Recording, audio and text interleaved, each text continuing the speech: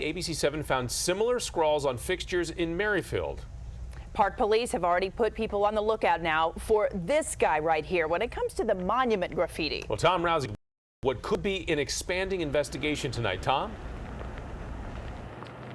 Yeah, Jonathan, we're along Gallows Road here, right near where it goes over 66. The husband of one of our employees was walking by here recently, and he alerted us to this.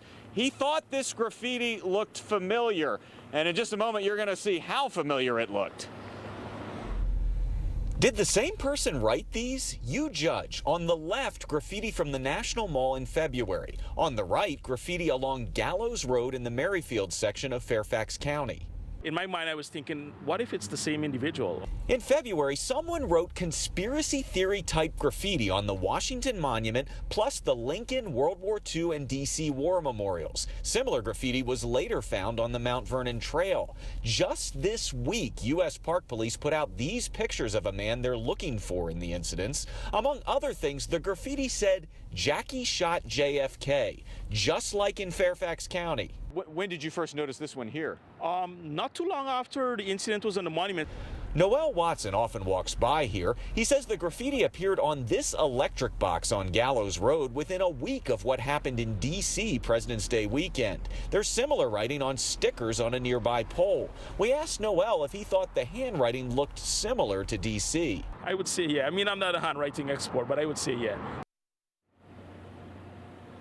Now, we called Fairfax County Police about this graffiti tonight. They say they are going to look into it and get back to us. Also, I got in touch with a spokesperson for the National Park Service. He says he's passing along our images of this to U.S. Park Police, who could potentially be very interested in those images. Reporting live tonight in the Merrifield area of Fairfax County, I'm Tom Rousey, ABC 7 News. Okay, Tom, thank you very much. Well, also new tonight, a Texas police officer charged with murder. Officer Roy Oliver was fired from his job after shooting a 15-year-old to death over the weekend. Oliver fired his gun into a car full of teenagers outside of a house party on Saturday night. Jordan Edwards, a straight-A student and athlete, was killed. Charges dropped in a rape case that made national headlines. Two teens accused of attacking a 14-year-old girl in the bathroom of Rockville High School.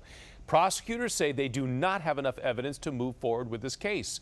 But it is not the end. Police say the girl involved sent extensive nude video to one of the teens, and he forwarded it to the other suspect. Prosecutors are now pursuing felony child porn charges against the two of them.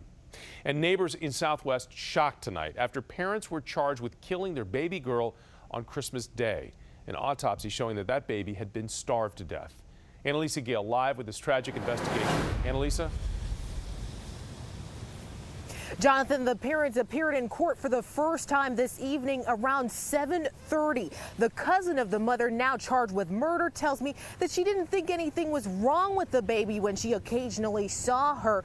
But that is not the case based on those charging documents. On Christmas Day, neighbors on Galveston Place noticed unusual activity outside the Southwest Washington apartment after a baby was found unconscious. I just saw the paramedics come out with the baby and took him to the ambulance. Months later, 7-week-old Trinity Jabor's parents are charged with her murder. As a resident of this street, a lot of things do happen, but this is an all-time low. Police say Trishelle Jabor and Jay Crowder did not provide enough food and nutrition for the baby, and they neglected to obtain medical care. They say she suffered from malnutrition and hyponatremia, which is caused by low sodium levels. The autopsy results also showed that she had no fat on her body when she died. Shouldn't have happened. I don't know how it happened.